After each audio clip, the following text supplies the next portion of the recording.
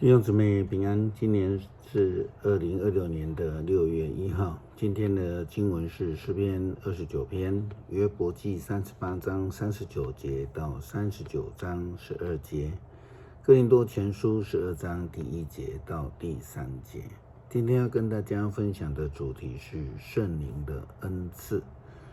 圣灵降临节的当天，原本是那些劳工阶级的耶稣基督的门徒们，他们都竟然成为了语言专家，说起了外国的方言，成为圣灵的同工，领人归主。这个现象，许多人都称为解释圣灵的恩赐。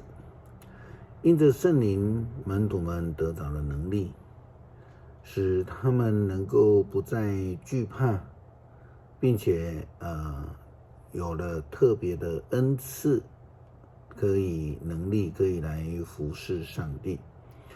我们换个角度来说，如果没有上帝呢，没有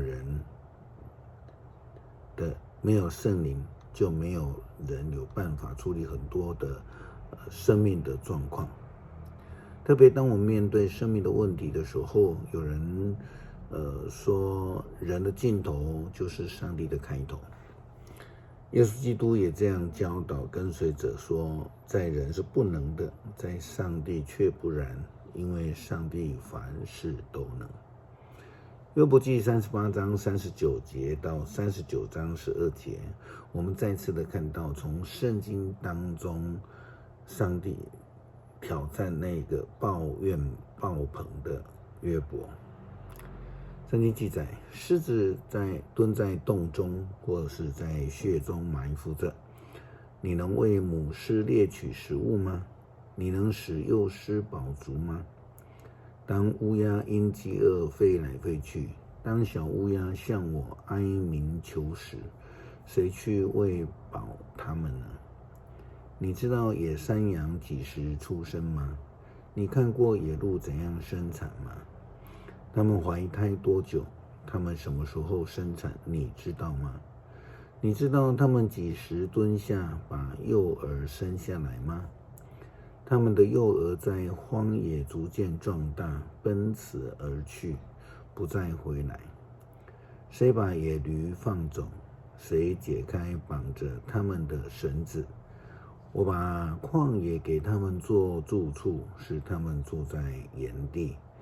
他们远离城市的吵闹，不受人的驱使。山也是喂养他们的牧场，他们在那里找寻青绿的食粮。野牛肯为你服役吗？它愿意在你的槽边过夜吗？你能够用绳子拉着它耕犁吗？或者叫它在田里面施肥吗？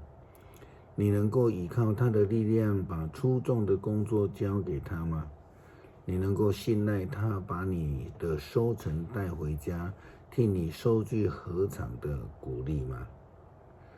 保罗在写给哥林多教会的书信当中，他也提到了圣灵的恩赐。圣灵的恩赐就是要来敬拜主耶稣基督，见证主耶稣基督，并且服侍上帝。保罗在哥林多前书12章第1节到第3节这样说道：弟兄姐妹们，关于圣灵的恩赐，我希望你们都明白。从前你们从异教的时候，往往被引入歧途，受那一些没有生命偶像管制。我告诉你们，凡是被上帝的灵感动的人，一定不说耶稣基督是该受咒诅的。同样的，除非被圣灵引导，也没有人能够承认耶稣是主。诗篇29篇，神的众子啊，你们要歌颂上主，你们要颂赞他荣耀和大能。你们要歌颂上主荣耀的尊名，你们要敬拜神圣威严的上帝。上主的声音传遍海洋，荣耀的上帝发出雷响，他的声音响遍大洋。上主的声音大有能力，他的声音满有威严。上主的声音震断了香柏树，连黎巴嫩的香柏树也震断了。他使黎巴嫩的群山像小牛跳跃，使黑门山像野牛蹦跳。上主的声音使雷电闪耀，他的声音震撼旷野，他摇动了加底斯的荒漠。上主的声音震撼橡树，使树木的叶子脱落，在他的圣殿里人人欢呼。愿荣耀归于上帝，上主管理洪水，他永远作王统治。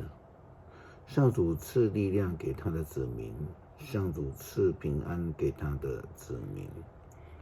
恳求上帝帮助我们明白圣灵恩赐的意义，让我们以服侍上帝、服侍教会为职志，而不是追求彰显自己的荣耀与能力。